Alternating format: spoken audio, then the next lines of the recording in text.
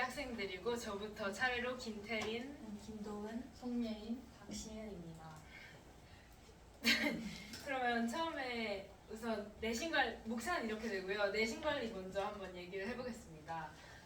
우선 아까도 말씀해 주셨는데 영어 같은 경우에 이제 서울국제고에서 되게 중점을 두는 부분인데요. 사실 대부분의 많은 학생들이 공부를 어떻게 하냐면 그 영어 지문이 있으면 그걸 영어 지문 그대로 공부하지 않고 그거를 GPT로 다 한국어로 돌려서 한국어 내용을 먼저 이해하고 그 다음에 그래서 영어 지문을 다 외우는 식으로 중학교 때 공부하신 분들이 계실 텐데 그렇게는 절대로 불가능하고요. 너무 많아서 한국어 내용은 근데 거의 다 숙지를 하고 있어야 되고 그걸 영어로 읽으면서 시험에도 영어 지문이 나오는데 그때 자기가 보면서 약간 갑자기 기억이 안 나는데 했을 때 빠르게 읽을 수 있도록 여러 번 숙지하는 게 중요하고요.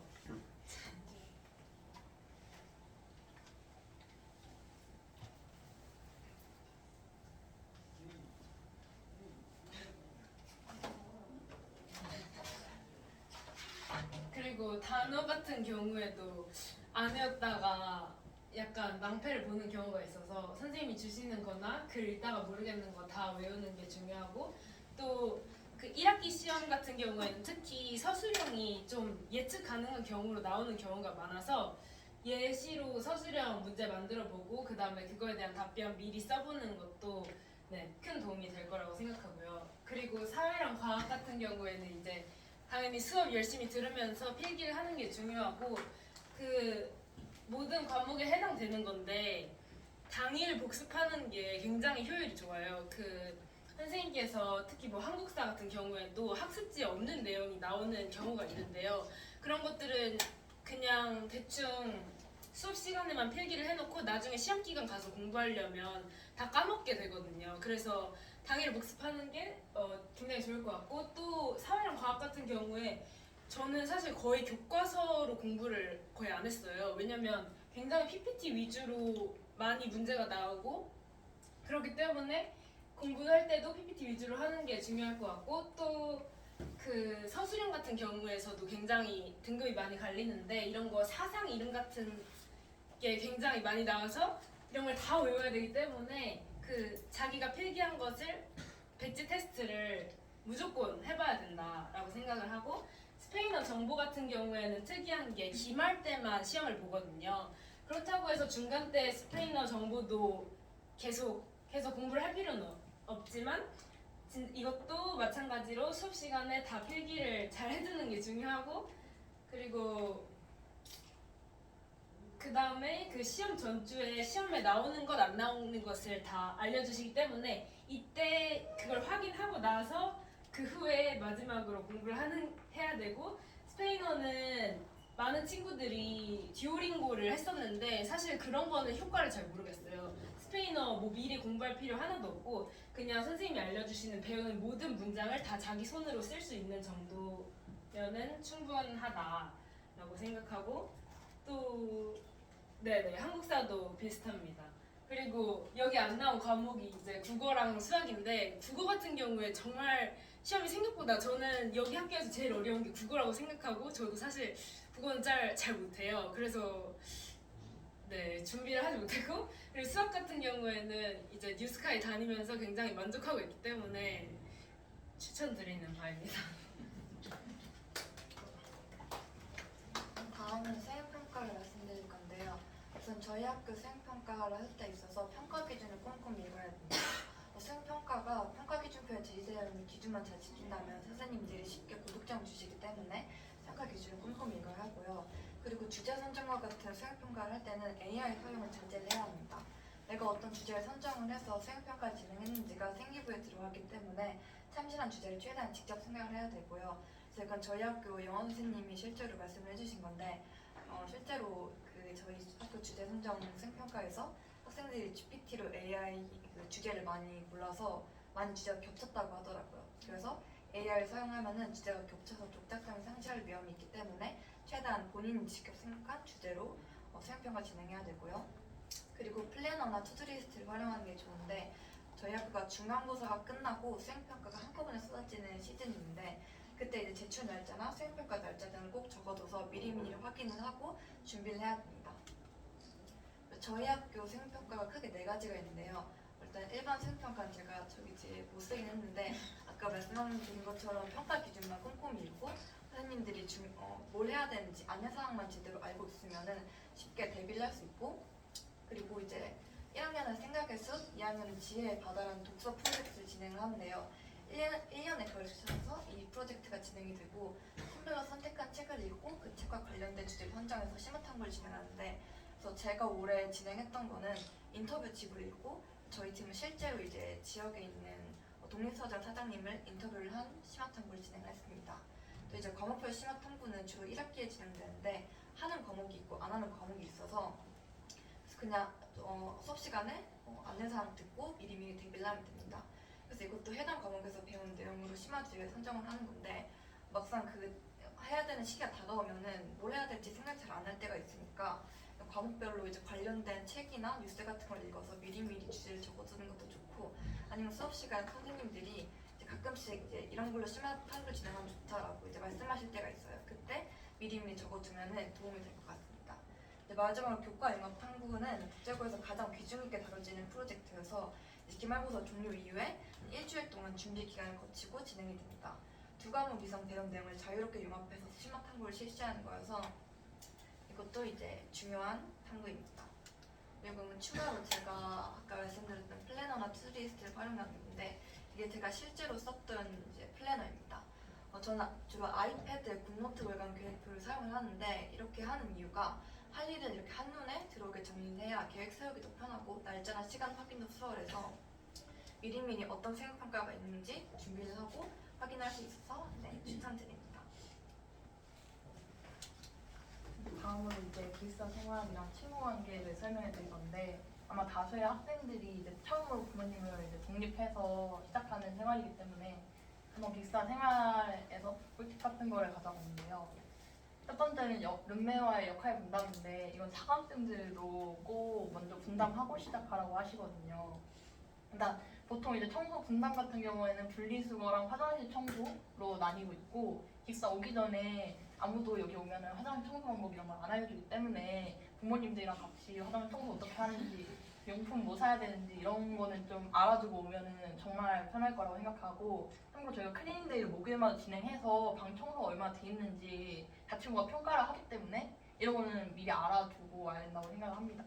그리고 생활 특성 같은 경우에는 이제 씻는 시간, 등교 시간, 이렇게까지 공부하는지 이런 패턴 공유가 필요하다고 생각하는데, 보통 2인실에서 아니면 여자 학생 친구들은 이제 1학년 때 4, 5인실을 사용하게 되는데 항상 계속 붙어 있고 특히 2인실은 공간 분리가 안 되어 있기 때문에 이런 패턴 공유를 해놔야지 그래서 학교 생활에 빨리 이제 적응하는 데 도움이 될 것 같고, 마지막 이제 방내 규칙 설정도 사무팀이 정말 강조하시는 부분인데, 시험 기간 이제 채점 같이 할 건지 아니면 이제 점수 같은 거 이제 전화는 어디서 할 건지부터 해서 이제 저희 학교 외부 음식 허용을 딱 가루가 안 흘리는 음식, 과일이랑 견과류 위해서 허용을 하지만 그 일탈을 하고 싶어하는 친구들이 또 있기 때문에 또 이런 벌점 관련해서도 연계되어 있어서 이런 것도 세부적으로 결정을 할수록 나중 가서의 그 갈등을 최소화할 수 있다고 생각합니다.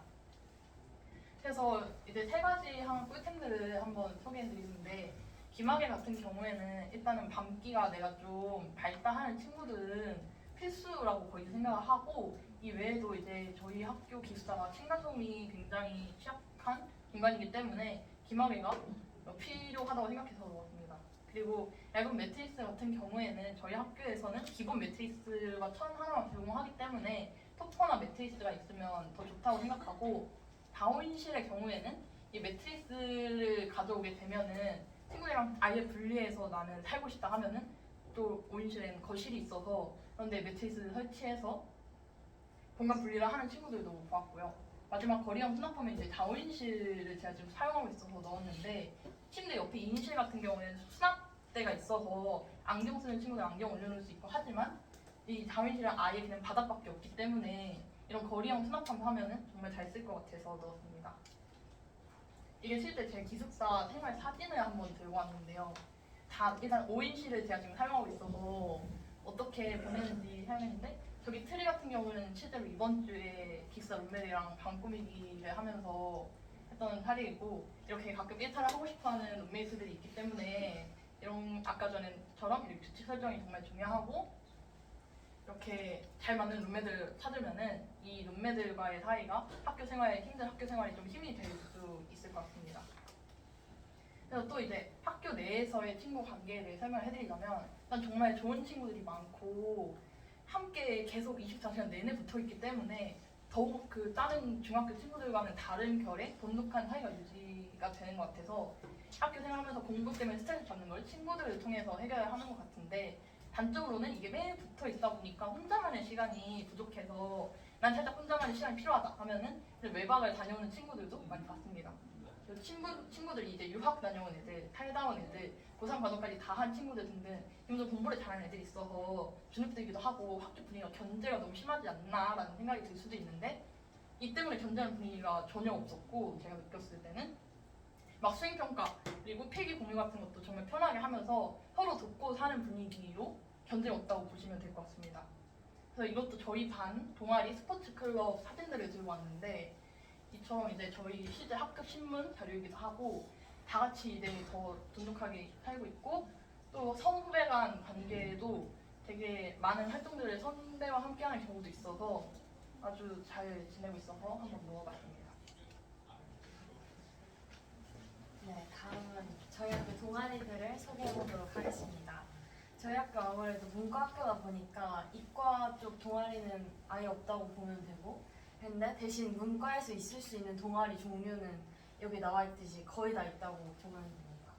그 말고도 자율 동아리는 이제 자기 취미 활동을 한다거나 재미로 할 수도 있고, 운동을 하고 싶은 사람은 스포츠 클럽에 가입해서 할 수 있듯이 저희 학교 되게 많이 동아리나 클럽 활동이 활성화되어 있는 학교입니다.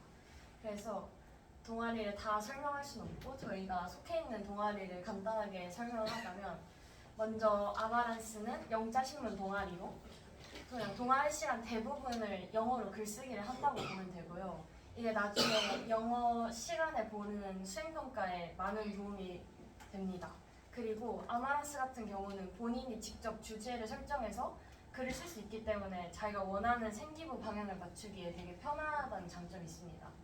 다음은 로고스는 서울국제고의 대표 경제 경영 동아리라서 생기부 굉장히 잘 채워지고 되게 학술적인 동아리 같지만 재미있는 활동도 굉장히 많이 한다고 들었고, 그다음 엑스타시 같은 경우는 예체능 동아리라서 맨날 노는 거 아닌가? 라는 생각이 드실 수도 있는데, 실제로 동아리 시간 거의 대부분 학술 활동을 하고요.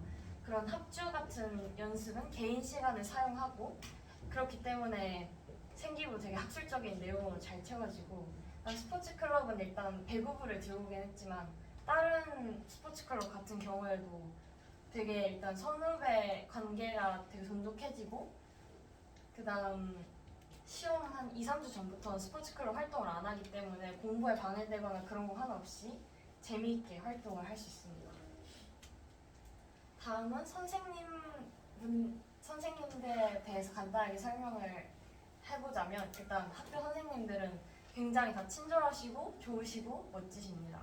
상담 같은 거 굉장히 잘해주시고, 그다음 성적 상담이나 진로 상담 굉장히 진지하게 해주시기 때문에 그냥 모든 쌤들이 다 좋다고 생각하시면 되고, 원어민 선생님들은 굉장히 친절하세요. 영어를 내가 못하더라도 다시 한번 이해할 수 있게 되게 천천히 친절하게 말해주시고 말 걸어주시고 대답도 잘해주시고 해서 굉장히 좋은 분들이시고, 그다음 사감 선생님들은 제가 겪어본 바로는 이제 1학년 사감 선생님들 굉장히 좋고 다른 사감생들도 분명히 다 되게 좋으시긴 하지만, 그래도 다른 학년 사감생들은 좀 이제 2, 3학년은 공부를 해야 하니까 딴짓을 하면은 조금 잡는데 1학년 사감생들은 되게 친절하시고, 근데 어쨌든 사감생들한테는 찍히지 않는 게 진짜 중요합니다.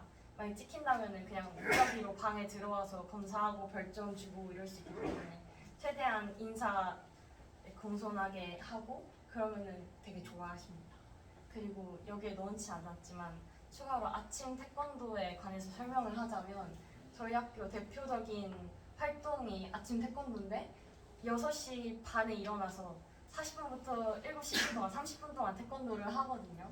근데 이게 약간 환상이 있을 수도 있는데 실제 겪어보면 굉장히 힘들고 그렇긴 하지만 이제 되게 뿌듯한 점이 있다면 저희 이제 곧 다 검정띠 딸 예정이라서 되게 흰 띠부터 시작해서 검정띠 1년 안에 딸 수 있는 되게 좋은 기회라고 생각하시면 될 것 같습니다. 그러면 이상으로 발표를 마치겠습니다.